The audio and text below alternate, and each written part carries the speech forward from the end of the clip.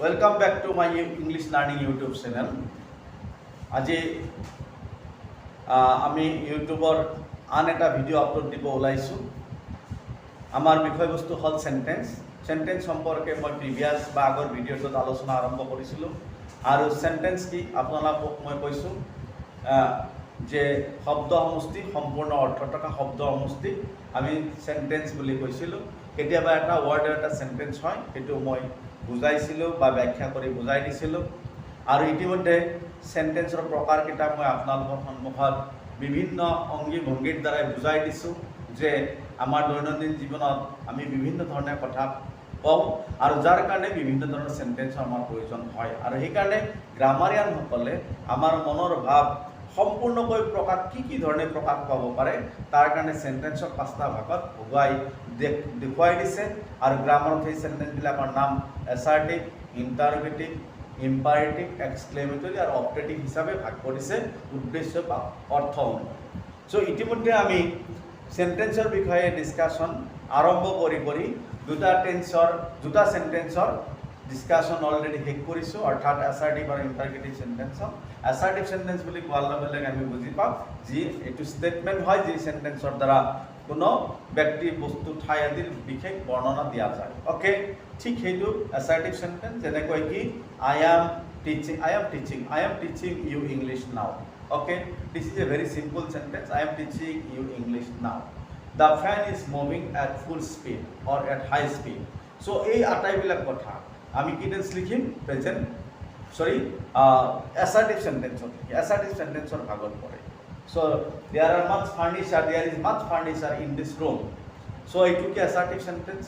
Then আমি discuss কৰিছিলোঁ interrogative sentence. Interrogative বুলি কোৱাৰ লগে লগে ইয়াৰ কোনো বেলেগ আৰু কথা নাই, ই কেৱল কুৱেশ্যনে কৰে। যি চেণ্টেন্সৰ দ্বাৰা কুৱেশ্যন কৰা হয় বা প্ৰশ্ন সোধা হয়, আপোনাৰ নাম কি, ক'ৰ পৰা আহিছে, ক'ত গৈছে, হয়নে নহয়, how many children do you have, আপোনাৰ ল'ৰা ছোৱালী কিমান আছে, এই আটাইবিলাক প্ৰশ্নই হ'ল কি ইণ্টাৰগেটিভ চেণ্টেন্স। আজি আহি আমি 3 নম্বৰ চেণ্টেন্সত পালোঁ, এয়া হ'ল কি imperative sentence. So' I am writing here imperative sentence. So imperative sentence বুলি কোৱাৰ লগে লগে আমি কি বুজি পাওঁ যে যি চেণ্টেন্সৰ দ্বাৰা আদেশ, উপদেশ, অনুৰোধ আদি কৰা হয়। অ'কে, নিশ্চয় বুজি পাইছে।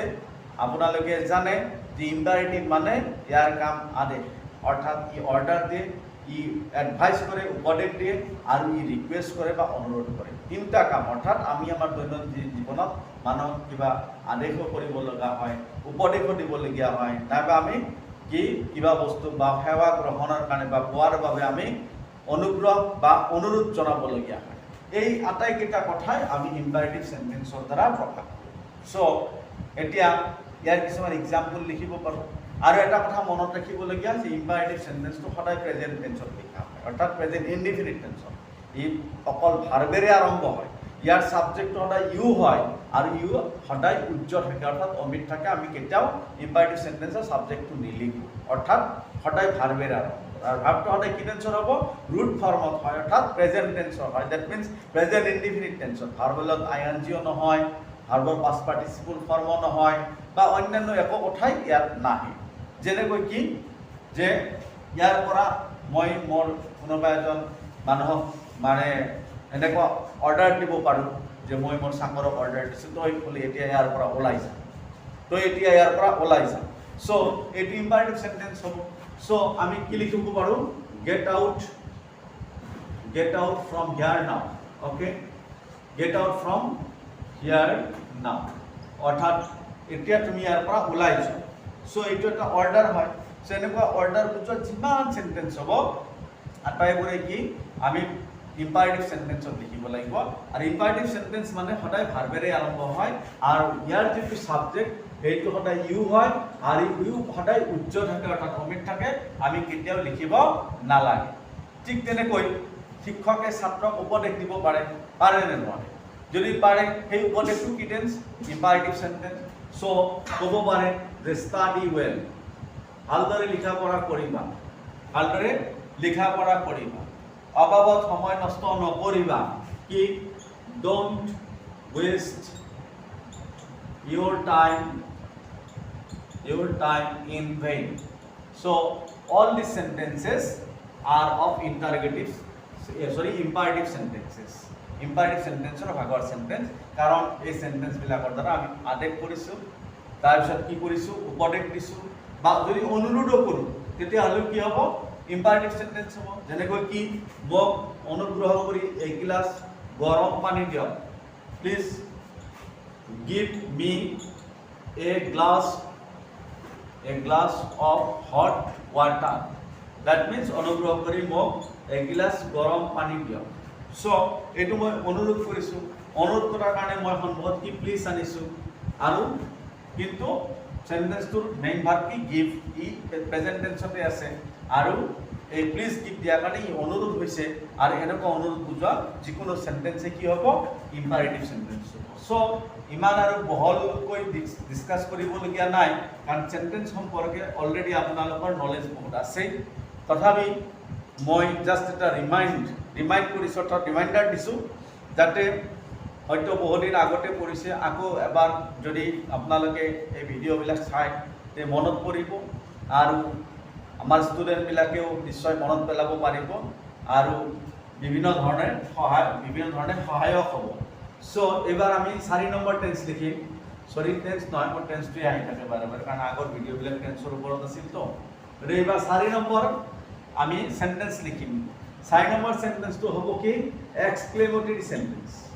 সো এক্সক্লেমেটৰী নামৰ দ্বাৰাই কামটো বুজি পোৱা যায়, অৰ্থাৎ অলপ বেলেগ ধৰণৰ শুনিবলৈ পোৱা গৈছে। এক্সক্লেমেশ্যন, দ্যাট মিন্স যিটো সেন্টেন্সৰ দ্বাৰাই আমি মনৰ মানে হঠাৎ উদ্গীৰণ হোৱা ভাৱবিলাক, আৱেগবিলাক প্ৰকাশ, যেনেকৈ মনৰ সুখ দুখ, মানে অতি সুখ দুখ, তাৰপিছত হৰ্ষ বিষাদ আশ্চৰ্য, এনেকুৱা মানে sudden feeling of our mind, এইবিলাক যদি আমি প্ৰকাশ কৰোঁ তেতিয়া সেই সেন্টেন্সটোৰ নাম হয় কি, এক্সক্লেমেটৰী সেন্টেন্স। অৰ্থাৎ যি বাক্যৰ দ্বাৰা বা যি সেন্টেন্সৰ দ্বাৰা মনৰ হঠাৎ আৱেগ প্ৰকাশ কৰা হয়, অৰ্থাৎ মনৰ মানে সুখ দুখ, হৰ্ষ বিষাদ আনন্দ উৎসৱ, তাৰপিছত আপোনাৰ কি আশ্চৰ্য, অৰ্থাৎ হঠাৎ মনৰ পৰা ওলোৱা ভাৱ প্ৰকাশ কৰা হয়, সেইটোই হ'ব কি, এক্সক্লেমেটৰী সেন্টেন্স। গতিকে এক্সক্লেমেটৰী সেন্টেন্স লিখিবলৈ হ'লে আমি সাধাৰণতে ইণ্টাৰজেকশ্যনৰ ব্যৱহাৰ কৰোঁ।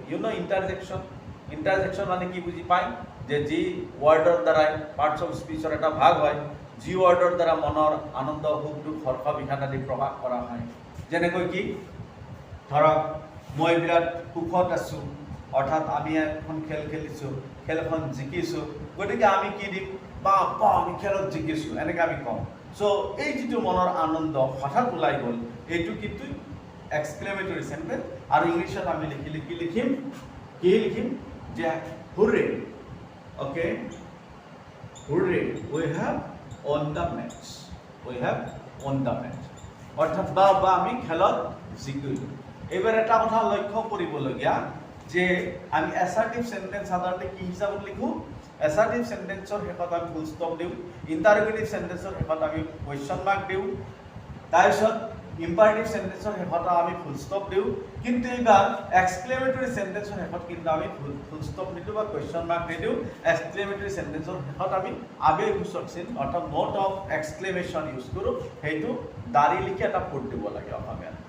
আৰু এই নোট অফ এক্সক্লেমেশ্যনটো আমি সেন্টেন্সৰ শেষত ব্যৱহাৰ কৰিব পাৰোঁ, নাইবা আমাৰ যিটো এক্সক্লেমেশ্যন বুজোৱা যিটো শব্দ থাকে, অৰ্থাৎ মনৰ হঠাৎ প্ৰকাশ কৰা যিটো আৱেগ প্ৰকাশ কৰা যিটো শব্দ থাকে, যেনে হুৰৰে, এলাছ, এনেকুৱা যিবিলাক ৱৰ্ড থাকিব, সেই ৱৰ্ডৰ ঠিক পিছতো আমি ইউজ কৰিব পাৰোঁ। আৰু তেতিয়া লাষ্টৰ ফালে আমি ফুল ষ্টপ দিব লাগিব, কাৰণ দুই জেগাত নোট অফ এক্সক্লেমেশ্যন ইউজ নহয়।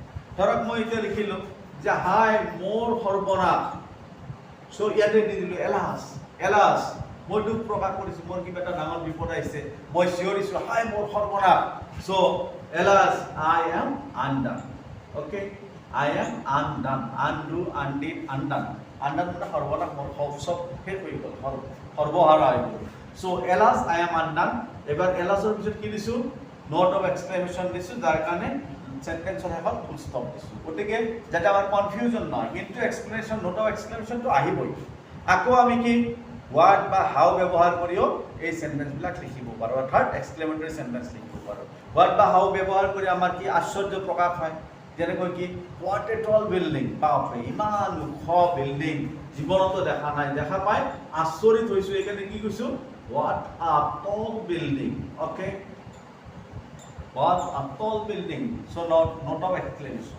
তাজমহল দেখিবলৈ কি ধুনীয়া, বা তাজমহল দেখিবলৈ কি ধুনীয়া, হাউ beautiful the Taj Mahal is to look at.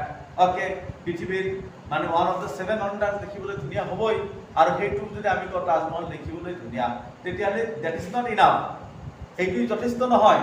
Taj Mahal দেখিবলৈ কি যে ধুনীয়া বা কিমান ধুনীয়া, এনেকুৱা কথাই তাজমহলৰ কাৰণে কি হয়, তাজমহলৰ সৌন্দৰ্য বৰ্ণনা কৰাৰ কাৰণে এপ্ৰপ্ৰিয়েট হয়। যাৰ কাৰণে আমি কি লিখিব লাগিব, হাউ বিউটিফুল, হাউ বিউটিফুল। অ'কে, নিশ্চয় আপোনালোকে বুজি পাই আছে মই কি ক'ব বিচাৰিছোঁ। আৰু অলৰেডি এনেকুৱা কথা আমি আমাৰ ব্যক্তিগত জীৱন বা সামাজিক জীৱনত এই কথাবিলাক আমি সদায় কৈ থাকোঁ। এতিয়া আজিৰ পৰা আমি বুজি পাম যে কোনটো কথা কোনটো ভাগত পৰে। অ'কে, তেতিয়া কৈ মজা পাম, বুজি মজা পাম, হয়নে নহয়? গতিকে আৰু ৰিটেন ফৰ্মত কেতিয়াবা আমাৰ পৰীক্ষা পাতিত আহিলে আমি এইবিলাক কি কৰিব পাৰিম, নিশ্চয় আমি শুদ্ধকৈ ব্যৱহাৰ কৰিব জানিম।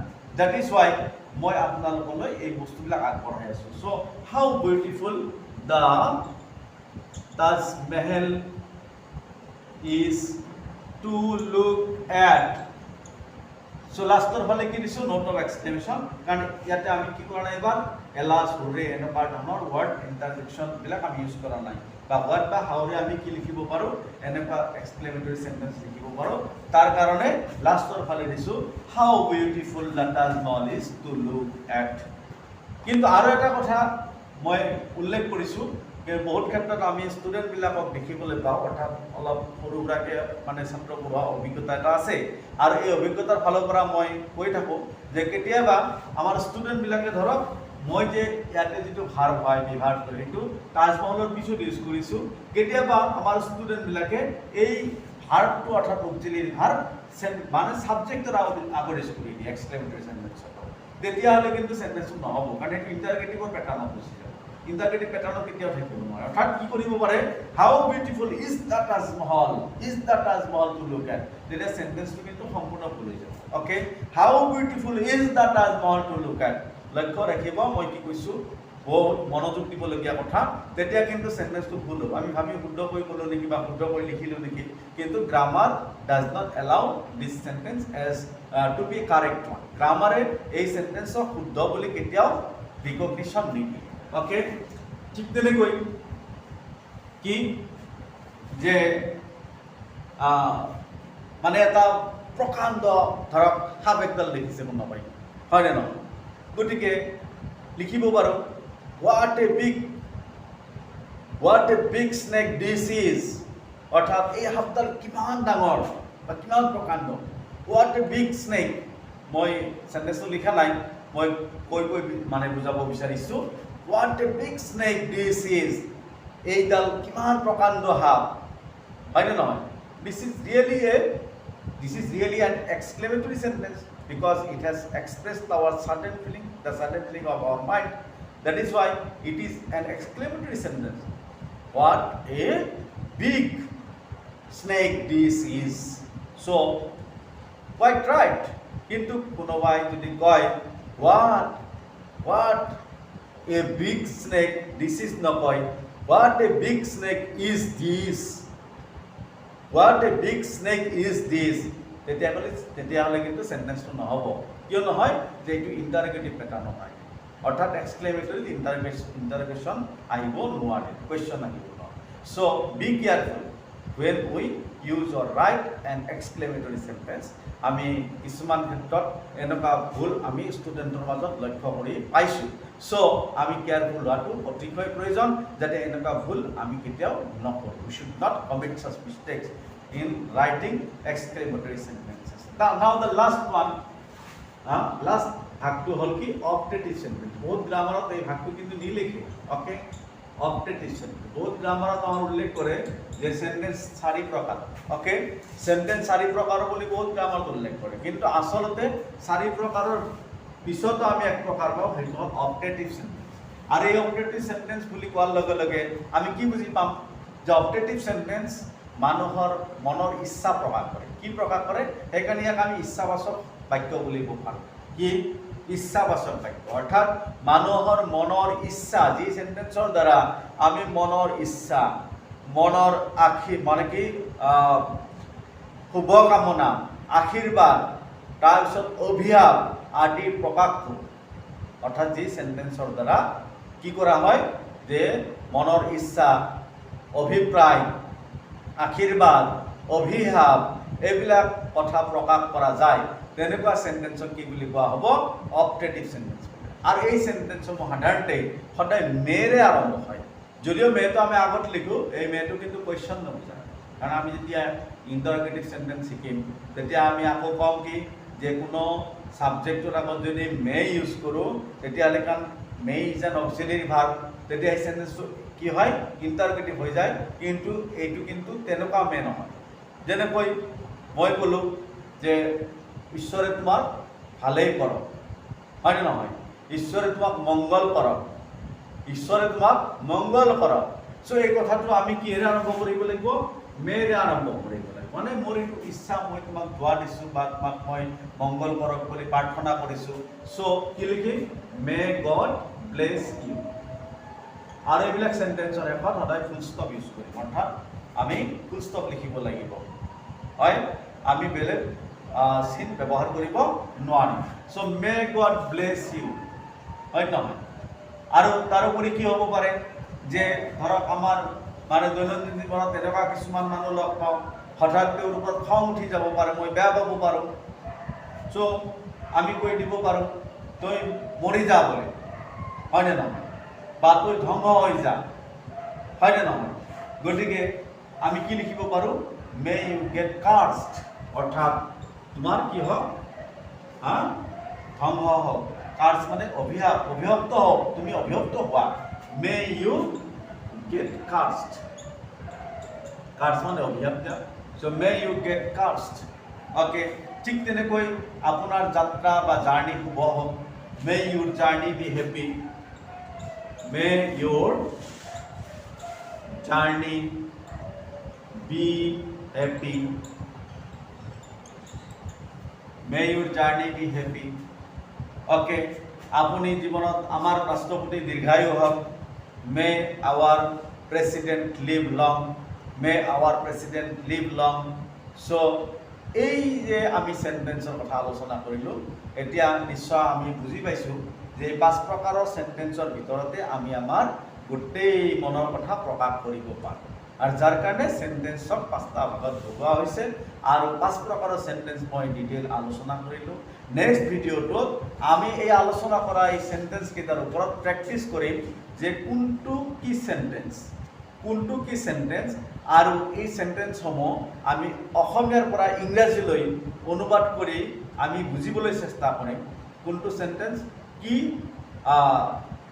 কোনটো ভাগত পৰে আৰু তাত কি আছে কিয় হ'ল এইখিনি কথা আমি নেক্সট ভিডিঅ'টোত আপলোড কৰিবলৈ চেষ্টা কৰিম চ' আজিৰ কাৰণে এইখিনি আপোনালোকে মোৰ ভিডিঅ'টো চাই থকাৰ কাৰণে মই আপোনাসকলক ধন্যবাদ জ্ঞাপন কৰিছোঁ ইয়াতেই আজি সামৰিছোঁ